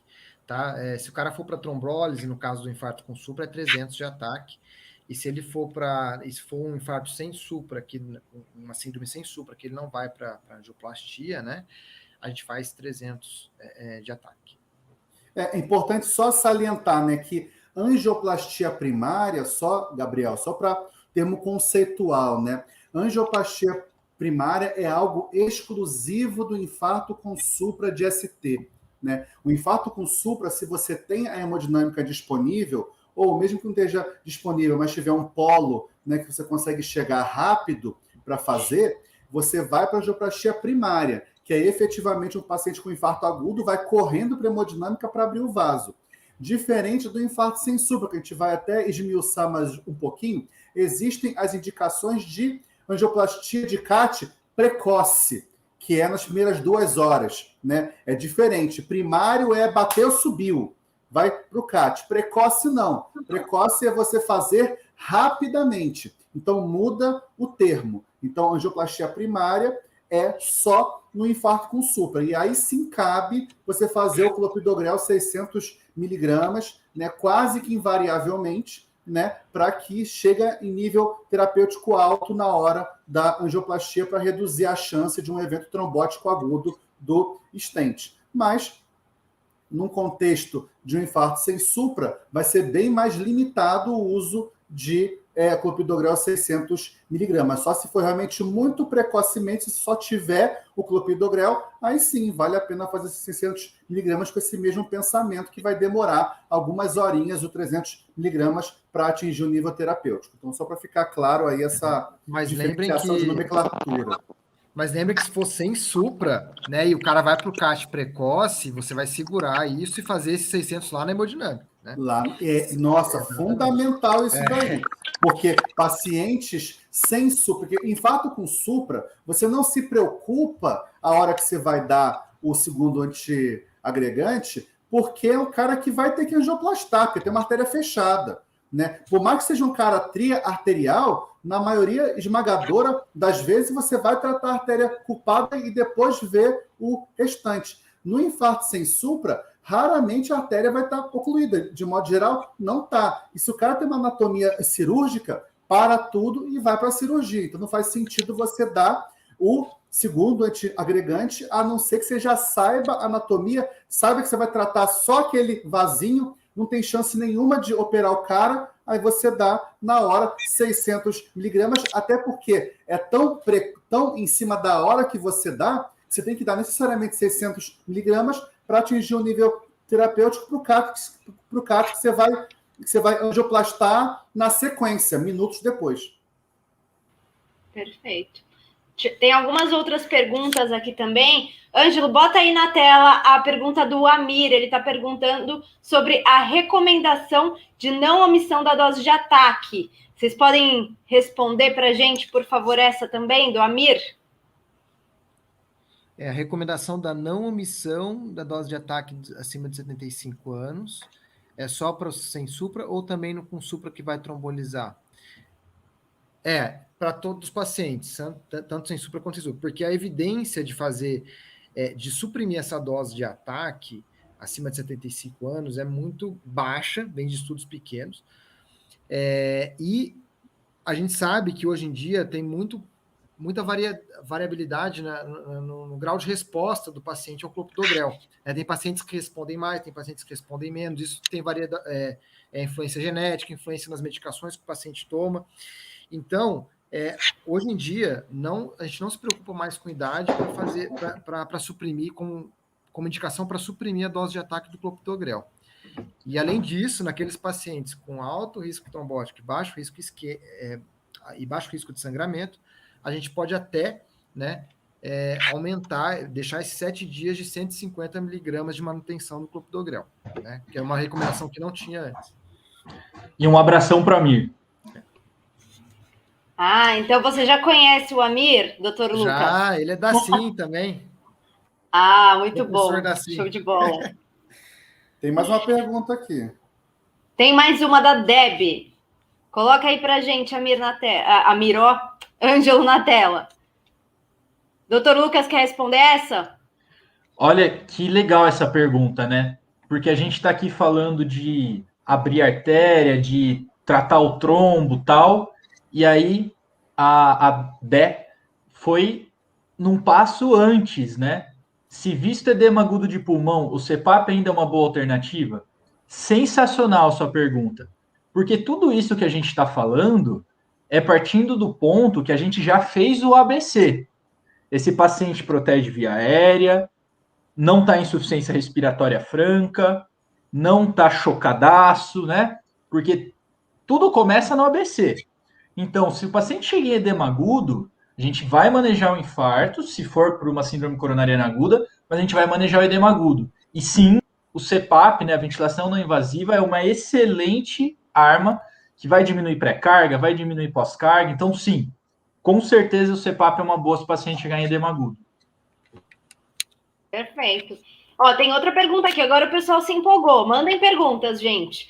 A Thaís Mafra, ela pergunta assim, no caso do Sensupra que não vai para angioplastia nas primeiras 24 horas, faço só 300 miligramas de clopidogrel? Sim, se você tiver só o clopidogrel no seu serviço, sim, senão você vai fazer o ticagrelor e não vai fazer o prasugrel, porque você ainda não conhece a anatomia desse paciente. Então, primeira opção, ticagrelor, se você não tiver clopidogrel 300. Isso aí. Perfeito. Então, continuando aqui na nossa linha de raciocínio, do nosso bate-papo, bom, o paciente ele já está medicado. Doutor Lucas, tem algo a se fazer depois disso? Tem. Pessoal, vamos lá. O Vini falou lá que o importante da gente chamar de com supra ou sem supra é a mesma coisa que eu falar, é um infarto com oclusão ou sem oclusão. Quando tem oclusão coronariana, zero sangue passando, músculo morrendo, tempo é músculo, vamos abrir para ontem essa artéria para salvar o músculo.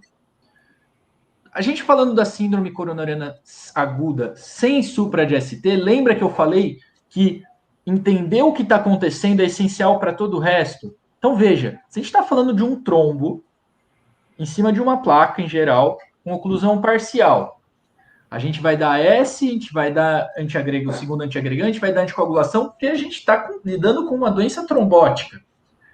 Além disso, apesar de, na maioria das vezes, a gente não sair correndo com o paciente para hemodinâmica, a gente, muitas vezes, vai precisar, sim, de um cateterismo. A gente precisa entender, a gente precisa conhecer a anatomia desse paciente, a gente precisa saber o que está acontecendo. O que acontece? Qual que é a dificuldade aqui? Quando a gente tem uma síndrome coronariana aguda com supra, vaso fechado, vamos correndo.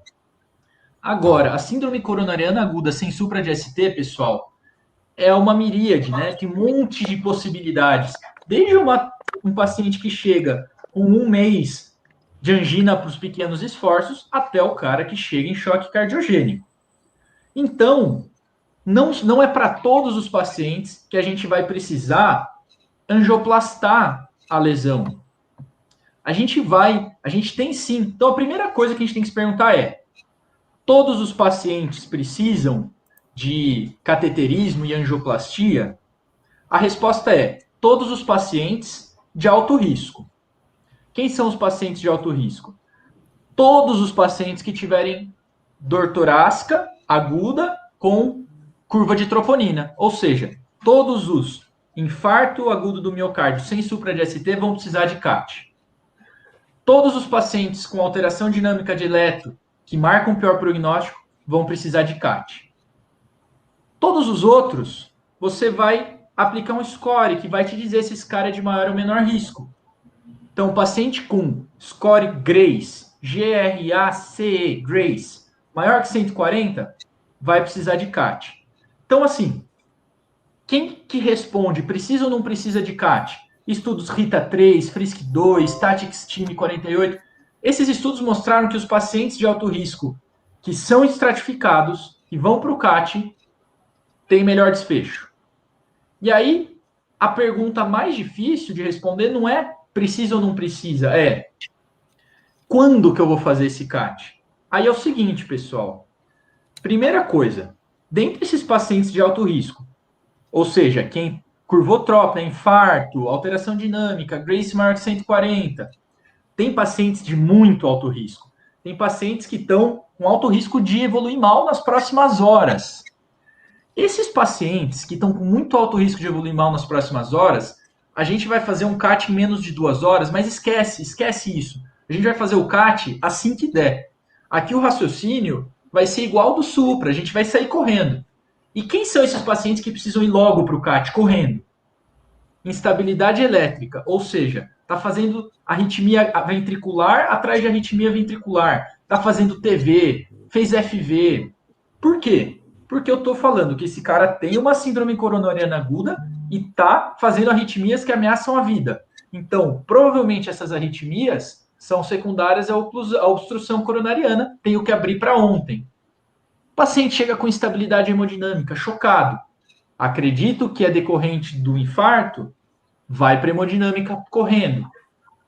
Paciente está com uma insuficiência cardíaca aguda, seja por complicação mecânica, rotura de papilar, parede livre, etc. Seja porque eu estou atribuindo não a uma complicação mecânica, mas a perda de parede mesmo, vai para o infarto correndo. Agora, veja, isso não é nosso dia a dia. A maior parte dos pacientes com síndrome coronariana aguda sem supra de ST não chega com esses quadros ultra agudos, ultra graves, mas frequentemente eles chegam com dor refratária ou dor recorrente. E essa também é uma indicação da gente urgenciar o CAT, desse paciente ir rápido para a hemodinâmica para tratar a dor desse paciente. É sinal de que ele está tendo isquemia continuada, então a gente precisa levar esse cara rápido para a hemodinâmica. Então, olha... Perfeito. Desculpa, Isabela, só para concluir. Não, achei que você tinha acabado. Continua, pode ir. Então, chegou o cara com todas essas alterações ultra agudas, leva ele rápido para a hemodinâmica. Não tem nada disso, mas tem aí alteração dinâmica, tem um Grace acima de 140, tá, né, num pós-PCR que eu estou atribuindo a uma síndrome coronariana aguda, eu vou levar até 24 horas. A gente tem estudos, né, que tentaram comparar o Verdict, T-Max, tentaram comparar, levar esse cara em menos de 24 horas e acima de 24 horas para ver se tem diferença. E aí uma coisa você pode pensar assim, puxa, mas eu estou aqui no meu serviço, não vou conseguir levar esse cara em até 24 horas. É muito ruim isso? Veja, talvez o principal estudo que comparou o tempo, né, não estou falando se vai ou não vai para o cateterismo, estou falando, o paciente aqui, decidir que ele infartou, não tem supra, preciso mandar ele correndo para o cateterismo sem essas alterações de altíssimo risco? O principal estudo que avaliou isso foi o T-Max, se eu não me engano é de 2009, e ele comparou mandar o paciente rápido e mandar em até 72 horas. A média dos grupos foi em 14 horas e o outro em 50, se eu não me engano, e o estudo foi neutro, não teve diferença. Ou seja, não é um absurdo esse paciente demorar um pouco mais para ir para o CAT. Agora, subgrupo de Grace acima de 140 e pacientes e o subgrupo de pacientes com Grace acima de 140 teve benefício. Foi um estudo neutro, mas provavelmente em pacientes de maior risco é benéfico a gente mandar para o CAT em até 24 horas. Por isso que a diretriz recomenda isso, tá bom? Agora, não conseguiu? Tenta mandar o quanto antes, tá bom? Por fim, lembra que eu falei que a síndrome coronariana aguda é um espectro, né? Tem aquele paciente que chegou sem curvatrópico, sem alteração dinâmica de eletro, que está bem, teve uma dor que já passou. Esse paciente, se ele for de baixo risco, talvez você possa fazer uma avaliação não invasiva, uma angiotomografia de coronários, por exemplo, e a partir do resultado, você define se ele vai para o CAT ou não. E aí eu sugiro que seja o momento de você já pedir uma avaliação do especialista, que entra numa outra vereda aí, que é um pouco mais específica. Perfeito. Doutor Alexandre, se você conseguir, você gostaria de fazer alguma consideração sobre isso que a gente está falando agora? Eu sei que você queria fazer um questionamento. Não, na verdade, só deixar claro mesmo a questão das indicações, e lembrar só de um grupo, que é o grupo de muito alto risco, né? Angina refratária, recorrente, instabilidade hemodinâmica, esse doente, na verdade, em 2 horas cateterismo, né? Ser mais precoce do que simplesmente a divisão de alto e médio, que hoje a diretriz europeia tirou o médio, considera baixo ou alto, mas o muito alto que realmente chama atenção. Então, lembrar que existe esse grupo e que não é porque não tem supra que às vezes você não precisa correr para o CAT. De outra forma também, no serviço que você tem cateterismo rápido disponível, eu sei que eu posso em 24, mas até tentando juntar um pouco a questão do dar o antiagregante na hemodinâmica, e gerar uma segurança maior, se eu puder subir mais rápido esse doente, então em 4, 2, 3 horas o doente, melhor. Eu não deixo o doente descoberto no pronto-socorro e eu consigo fazer o antiagregante no setor de hemodinâmica conforme a diretriz pede, tanto a europeia quanto a brasileira, né?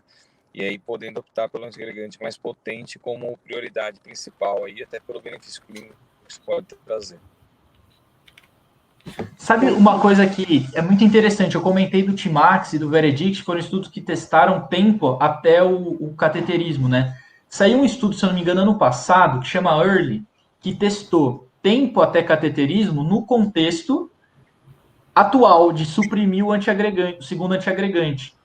E nesse contexto, parece que fazer o cateterismo antes reduz isquemia recorrente refratária. Talvez porque a gente está suprimindo um tratamento que não foi supresso nos outros estudos, né? Sim. Uhum. Legal. Bom, a gente também, né, eu queria falar com o Dr. Vinícius, vou passar a palavra para você. O que a gente pode fazer depois que o paciente é tratado na hemodinâmica? Isabela, antes eu queria só mostrar para a galera esse eletro aí. Boa. Como vocês eu só viram gosto de um eletro, é isso? Lógico, tem que ter, né? Como o pessoal viu aqui no último fluxograma que a gente colocou da ESC, vejam que tem uma indicação que nova que coloca o paciente com muito alto risco, que é justamente esse supra de EVR com infradifuso. O que é isso, né? Esse eletro aqui, vocês vejam que tem um supra segmento, elevação, né, aqui do segmento ST em AVR, e tem um infra de ST difuso. Isso, pessoal, é um eletro de altíssimo risco. Ele não fecha critério para um eletro com supra de ST. Mas ele é um eletro que todo mundo tem que ter em mente, que é uma lesão de tronco de coronária esquerda. E esse paciente tem alto risco para morte súbita, arritmia. Então, esse paciente, a diretriz da ESC colocou como um paciente de muito alto risco que tem que ir para o CAT em menos de 2 horas. Né? Já a diretriz da SBC não incluiu esse paciente como muito alto risco. Mas é um paciente que lá no INCOR a gente inclui como A gente muito encara alto como risco. muito alto risco. Em grandes instituições do país, encaram como muito alto risco. Posso falar para instituições como Einstein, Sírio, todos eles encaram esse paciente como muito alto risco e mandam muito precocemente para o cateterismo. Então, não é um paciente que você vai pensar nunca em trombolizar, pelo amor de Deus, tá? Não cabe trombólise, mas se tiver laboratório de hemodinâmica no seu hospital ou próximo, joga esse cara para o CAT o quanto antes possível, porque sim, é um alto risco também de mortalidade. Desculpa, Tadeu, esse eletro aí é um supra, hein? Olha de E3 lá, tá suprado, pô, e o resto é espelho da dorsal, hein? Não é por nada não, mas olha aí, hein? E é um suprinha mesmo, D3, hein? Mas é um suprinha vagabundo. Mas vagabundo. Mas ó, V2 e V3 é espelho da dorsal. Pode inverter o eletro aí que tá suprado. Certeza.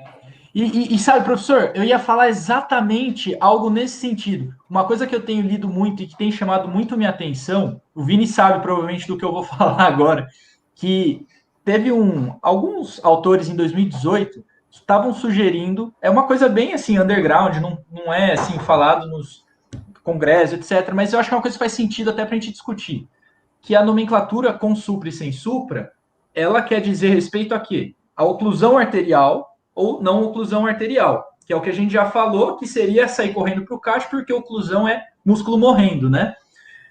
E a gente sabe, a gente vê na prática que frequentemente eletros sem supra inicialmente chega no CAT e tem artéria fechada. Então, eu acho que a gente não está na diretriz, mas acho que cabe a gente se perguntar, sempre que pegar um eletro no contexto de dor torácica, o seguinte, não é só tem supra ou não tem supra, mas tem sinal de artéria fechada ou não? Esse, como o professor apontou, a gente vê que V2, V3 tem um infra-horizontal, que talvez V7, V8, V9 lá atrás vai estar suprado. Às vezes, outros exemplos, né, o padrão de DeWinter, a gente sabe que pode ser uma oclusão de DA proximal, às vezes um supra discreto em parede inferior com infra de AVL pode ser uma artéria fechada, né? Talvez uma marginal lá da CX que está escondidinha. Então, é muito interessante a gente considerar que existem outros padrões que sugerem artéria fechada, que talvez não fechem 1 milímetro do supra, né? E suspeitou disso, eu acho que a gente poderia, assim, off-label, off-records, colocar como uma indicação de levar para o CAT se tiver disponível, né? Porque o conceito de artéria fechada é o mesmo, tendo supra ou não. Tem artéria fechada, tem músculo morrendo, né? Mas vamos deixar claro que isso é bem conhecido para especialista, né? Porque do especialista, claro. Realmente pegar para o médico geral conseguir ter essas nuances do eletro, né? Vamos, né? Só deixar claro, gente, isso aí somos especialistas, né? A gente faz isso todo dia, o dia todo, a gente, né, dorme vendo eletro, então, né, é uma coisa que você tem que realmente tentar consultar, né? Ter sempre um especialista junto com você, seja presencialmente ou por telemedicina, né? Para ajudar nessas interpretações aí eletrocardiográficas, né? E não indicam trombólise, também é importante dizer. Sim, né? Aquilo que parece é melhor levar para o CAT. Mas é muito importante, pessoal, acho que assim, pelo menos ter em mente o eletro do supra de EVR infradifuso, que isso tem que ter na cabeça, né? Isso mesmo o especialista e não especialista, né? Isso é verdade. Esse aí, isso tem que ficar claro. A Isabela estava falando dos cuidados pós-cateterismo, né? Então, ela perguntou, né? A gente tem que, obviamente, o paciente chegou do CAT, ele vai ficar monitorizado lá no pronto-socorro na UCO, né? De preferência na unidade coronariana, pelo menos 12, 24 horas. Um cuidado que a gente tem que ter também vai depender do onde que foi a punção dele, se foi radial, que é o que a gente sempre prefere, porque tem menos sangramento, ele vai ficar com uma pulseirinha lá, e a enfermagem tem um protocolo de desinsuflando essa pulseirinha, né, da radial, que geralmente é umas 4 horas que fica, e tem um introdutor, se for femoral, fica um introdutor lá, que tem que ficar pelo menos 6 horas, o paciente repouso absoluto, e depois que a gente tira a pulseirinha radial ou tira o introdutor femoral, aí esse paciente pode comer. Lembrar que esse paciente precisa repetir eletro, precisa repetir marcador, fazer um ecocardiograma pós-angioplastia e ficar monitorizado pelo menos 12 a 24 horas. Só um adendinho, né? Quando você faz um CAT femoral, você vai tirar o introdutor, o paciente tem que ficar em repouso por mais 6 horas. Ele até pode se alimentar, mas ele não pode sentar para se alimentar. No máximo, uma elevaçãozinha ali de 20 a 30 graus do decúbito para tomar e comer alguma coisinha. O cara só vai conseguir comer como gente 6 horas após tirar o introdutor, que ele não pode dobrar, em hipótese alguma, a perninha. E outro adendo, professor, 6 horas depois do residente da cardio tirar o introdutor femoral. Exatamente, isso é coisa de residente. E nossa mão fica tremendo. E R1 de hemodinâmica. Fica formigando, né? Exatamente. Dói pra caramba, tem que apertar com gosto. Com gosto. E sangra. Por sangra 20 minutos, hein? 20 minutos. 20 minutos. E aí, outro cuidado é a prescrição do paciente, né? Que essa daí, a diretriz nova colocou esse mnemônico aí do ABCDI de prescrição de alta para esse paciente. Você quer comentar, doutor Leonardo? Não, isso aqui é só para ir de mensagem, né, para o pessoal, né, da prescrição de alta, né, que todo mundo, né, que sofreu um infarto do miocárdio, né, necessariamente tem que ir embora, salvo alergia, ir embora com AS, né, AS é a medicação que, né, eu brinco há muitos e muitos anos, que se a pessoa abrir a boca, estou com dor no... Antes de falar peito, quando ele abrir a boca pro P, tu já joga o AS na boca dele para ele já engolir de cara, não precisa nem terminar a frase, você já dá AS para o cidadão, né? O beta-bloqueador, que ele é muito importante nos pacientes com disfunção, isso é importante que certas medicações, elas são fundamentais em pacientes com disfunção ventricular, caso do beta-bloqueador da espironolactona, né, principalmente, enfim... Lembrar do segundo antiagregante, que eu espero que o doutor Alexandre volte, que eu quero que ele fale sobre o descalonamento dos antiagregantes, né? Enfim, clopidogrel, ticagrelor ou prasugrel, de acordo com o que você utilizou na sala de hemodinâmica. O D do dinitrato de isosorbida, né? Por isso que é um D, né? Lembrando que tem o dinitrato ou o mononitrato de isosorbida, que é o nitrato, que é basicamente para tratar a dor do paciente. Estatina que tem que dar para todo mundo, lato sensu nesse contexto e a espironolactona para aquele com disfunção ventricular. E o nosso inibidor de ECA, né, ou BRA, se o paciente tiver qualquer contraindicação por tosse ou angioedema, enfim, alguma contraindicação do uso do IECA, um BRA, e se tiver risco de sangramento elevado, lembrar de inibidor de bomba de prótons, que vocês podem tomar. Você vê aí a polifarmácia, o cara vai meter no estômago dele, né? Então, se tiver risco maior de sangramento, principalmente pela dupla antiagregação, é muito importante. E lembrar também que são pacientes, né, que muito com disfunção ventricular entram em risco maior de infecções e de complicações por infecções, e tem que ser vacinados para influenza e pneumococo. Mas antes de falar disso aqui também, eu queria que vocês, meninos, comentassem um pouco, por exemplo, que a gente pensa muito em mandar o cara para casa com AS e um clopidogrel ou ticagrelor, mas e se o cara tem uma fibrilação atrial, um trombo no ventrículo esquerdo, um trombo no átrio esquerdo, e tem indicação de anticoagular? A gente faz o quê? Olha, essa é uma situação que, assim, a gente está falando agora, assim, de prescrição pós, né, assim, algumas minúcias. Primeira coisa que eu acho que vale a pena a gente começar, antes do cara anticoagulado, você está em qualquer lugar, você vai dar alta com um infarto, esse cara tem que sair com clopidogrel e AS. Esse é o padrão do cara que teve uma síndrome coronariana aguda. O estudo CURE já mostrou lá atrás, acho que 2001, que tem que fazer isso. Aí que surge o problema. E se esse cara tem indicação de anticoagulação, né? Por exemplo, ele toma varfarina por uma fibrilação atrial, ou toma varfarina, pior ainda, por um TEP. Eu vou dar alta para ele, vou deixar ele com 2 antiagregantes e o anticoagulante. Será que isso é muito? Será que isso é pouco? Qual que é a questão? Obviamente, por plausibilidade extrema até, 3 remédios que fazem sangrar mais vão sangrar mais do que 2. Então, nosso dilema vou deixar 3, vou deixar 2? E a resposta obviamente, depende. A mensagem principal, e eu acho que isso acaba caindo um pouco na vereda do especialista, mas a mensagem principal é assim: o cara precisa de anticoagulação por TEP, por fibrilação atrial, ele vai ter anticoagulação. Agora a gente vai ter que se virar com os antiagregantes. Como assim? Acabei de angioplastar o doente, há consenso de que ele vai ficar pelo menos um pouquinho com os 3 remédios. Precisa de dupla, porque ele acabou de colocar um stent, e ele precisa de antiagregação, da anticoagulação para a causa que ele já precisava antes. Agora, por quanto tempo ele vai ficar com tripla? Pela ESC, 1 semana, você deixa ESC, clopidogrel, e aqui não é ticagrelor, não é prasugrel. Se vai fazer com o anticoagulante junto, é clopidogrel, assim como a trombólise. Vai ficar 1 semana com os 3, e depois, você lembra que eu falei que o clopidogrel vai ficar por mais 1 ano? Aqui, o cara que toma anticoagulante também vai ficar mais 1 ano com clopidogrel, mas sem o AS. Ou seja, 1 semana de tripla, depois 1 ano com o anticoagulante e o inibidor do P2Y12, o clopidogrel, e depois, provavelmente, só anticoagulante, mas aí é uma decisão ambulatorial do especialista. A SBC coloca que você pode deixar tripla por mais tempo. 1 mês, eventualmente até mais. E aqui a mensagem que eu acho que tem que ficar vai ser pesar trombose contra sangramento. No mínimo vai ficar tripla por 1 semana e esse paciente sempre vai manter o anticoagulante e, em geral, o clopidogrel por mais 1 ano.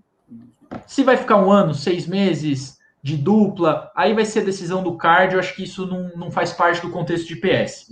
Mas lembre que esse cara precisa sair com anticoagulante e com mais um antiagregante. Não sei se vocês querem complementar mais com alguma coisa. Eu acho que só vale só o comentário que a nossa realidade é um pouco difícil, dura, né? Da boa e velha varfarina, mas existe a preferência por diretriz de usar os NOACs, né? Os novos anticoagulantes, né? Então, obviamente, se você for ter que entrar neste contexto de anticoagular e antiagregar ao mesmo tempo, e for possível para o seu paciente fazer uso, comprar NOAC, um dos novos anticoagulantes que não necessita de dosagem de INR, né? Ixabana, rivaroxabana, enfim, todos esses remedinhos aí que temos, né? Não vou fazer propagandas aqui específicas, enfim, mas o importante é que, se for possível que você não faça associação com varfarina, tenha essa escolha, faça essa opção. Agora, se na sua realidade não for possível, se o paciente realmente não tiver condição financeira de comprar, aí a gente vai se virar com a boa e velha varfarina mesmo. Então, só isso também que é legal ficar salientado. E eu acho que assim, até eu estava pensando aqui, né? Isso é uma coisa que é tão específica. Eu acho que, na prática, você está com um paciente que precisa de anticoagulação e acabou de infartar, não confia na memória. Pega a diretriz, pondera, discute com o especialista, né? Eu acho que isso é uma coisa que essa ponderação, essa prudência vai cair bem para esse caso, porque não é um caso trivial, né? Sempre benéfico. Mas é uma coisa que o pessoal tem que lembrar, assim, paciente sem anticoagulante, sem uso de anticoagulante ou sem indicação de iniciar esse uso de anticoagulante, ele vai manter esse ADAPT aí por 1 ano, né? AS clopidogrel, essa duplinha, ou AS ticagrelor, ou AS prasugrel, por 1 ano, salvo exceções também que vai depender do especialista. Mas lembrem desse 1 ano aí após evento agudo. Acho que isso que o Vini falou é o mais importante de tudo, né, Vini? Vamos supor, você mandou para referência, angioplastou, você vai dar alta, por favor, não esquece do AS clopidogrel. Exatamente. Eu queria agradecer aqui a Viviana Machado. Essa aqui é para vocês, viu, doutor Lucas, doutor Vinícius. Ela está falando discussão sensacional, sim, sempre arrasando. Obrigada pela audiência, Viviana, e pela participação também. Aliás, eu queria agradecer a participação de todos.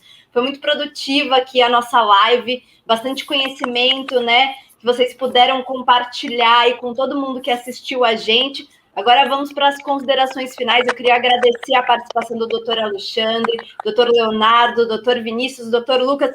Doutor Lucas, quer começar fazendo nossas considerações finais?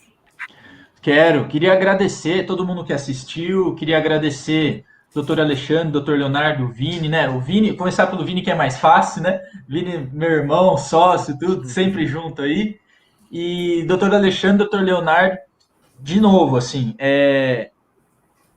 de verdade mesmo, sem puxação de saco nem nada, uma honra poder estar aqui. Eu lembro desde o meu R1 de clínica, que eu rodei no INCOR, até depois quando eu rodei no R3 de cardio, poder participar de uma discussão com pessoas que você admira há tanto tempo, é uma coisa que eu estou descobrindo agora como e é muito bom. Então, agradecer poder estar nesse momento aqui com vocês, poder estar junto com os nossos heróis, assim, é muito legal. Então, obrigado, foi muito gostoso e a gente espera sempre fazer mais dessas. Com certeza. Doutor Vinícius, por favor, suas considerações finais. Eu também, assim, queria agradecer imensamente aí o evento, o convite, a participação de todos e principalmente ao doutor Leonardo e ao doutor Alexandre, que, como o Lucas falou, eu sempre admirei muito desde a época de clínica. E sempre agradecer pelos ensinamentos que eles nos deram e continuam nos ensinando no dia a dia aí. E é muito bom agora poder trabalhar ao lado de vocês, né? Junto com a Ebramed, assim, que tem muito projeto bom vindo aí em conjunto. Exatamente. Doutor Vamos esperar Leonardo. o Alexandre voltar, pô. Ele vai voltar, ele tem que dar um Ele tchau, vai voltar? Aí, ela voltou. Voltando. Você chamou, ele voltou. Tá Vamos vendo? ver. Alexandre, dá o tchau aí.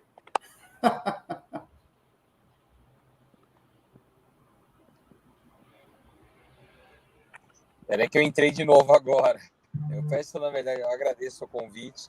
Peço desculpa pela conexão, porque realmente caiu, não era nem a conexão, mas acho que o fato está no iPhone. E a gente vai estar à disposição aí para outros eventos. Eu espero que tenha aproveitado. Eu acabei falando pouco, mas a gente fica à disposição e, obviamente, em breve. A gente faz uma próxima que você falar mais.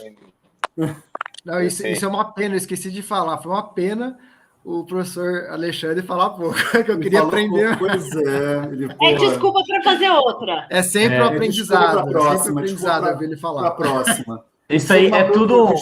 Eu fiz toda uma programação para eu falar pouco e Portugal falar muito, ele caiu para cacete, né? Não, isso é tudo. É assim, ó. É tudo vocês ficarem com mais vontade da próxima, porque é uma oportunidade. Quando o doutor Alexandre fala, assim, é uma oportunidade. Com certeza. Doutor Leonardo, você quer encerrar aí com a sua consideração final? Sim, por favor. Primeiro, agradecendo a todos que acompanharam essa live. Vi que foi uma audiência muito boa, participativa, pessoal perguntando, pessoal curtindo, agradecendo, elogiando. Isso foi muito legal, foi muito gratificante. Agradeço imensamente o convite que eu fiz e os meninos da SIM aceitaram. Assim, é um orgulho ter tido esses rapazes como residentes. Estão traçando um caminho brilhante e me sinto muito feliz de estar conseguindo participar com a nossa escola desse caminho deles, que eu tenho certeza que nós e eles vamos crescer muito com essa parceria. Tende a ser uma parceria muito duradoura, né, que vai vingar com muitos cursos, muito ensinamento, com muito aprendizado, né? E assim, foi excelente, estou felicíssimo com essa live. E agradecer também ao Alexandre, meu amigo de longa data. Já passamos por muitas aqui, que também está conosco nessa empreitada da escola. Que pena que ele não pôde participar tanto, que, como eu falei, muito feliz dele ter aceitado essa empreitada por toda a competência técnica que ele tem. Realmente ele tem um conhecimento muito, muito grande, ainda mais nesse tema de antiagregantes, ele realmente sabe muito desse tema.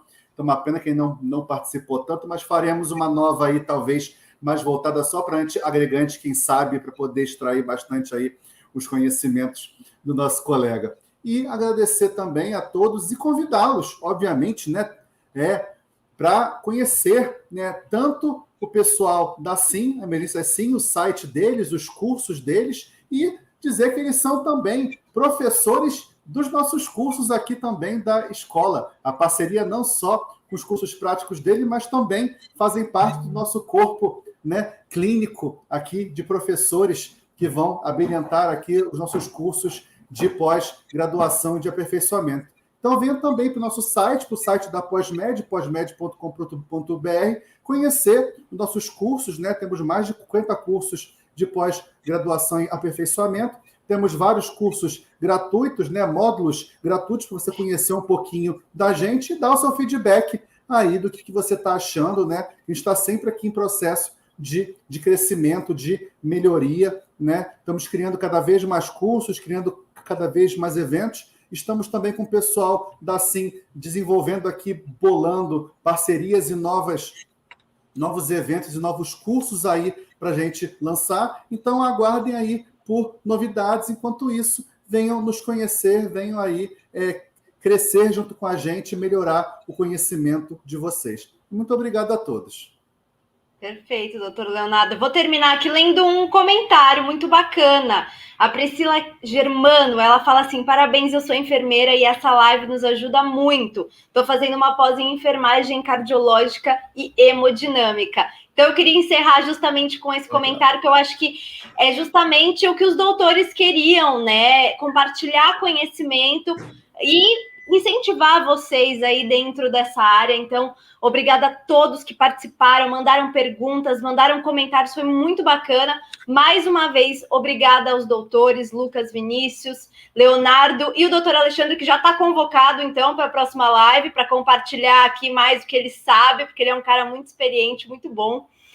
Então, obrigada a todos. Lembrando, gente, que essa não foi a última live, não, tá? A gente vai ter mais live, a Ebramed vai fazer mais lives para também compartilhar outros assuntos relevantes na área médica, na área da saúde. Então, não percam, aproveitem, se inscrevam lá no canal para não perderem os próximos eventos e também se inscrevam na SIM. Aproveito para fazer o convite aí, porque eles também têm muito conteúdo e muito curso bacana. Obrigada a todos, gente. Boa noite e até a próxima.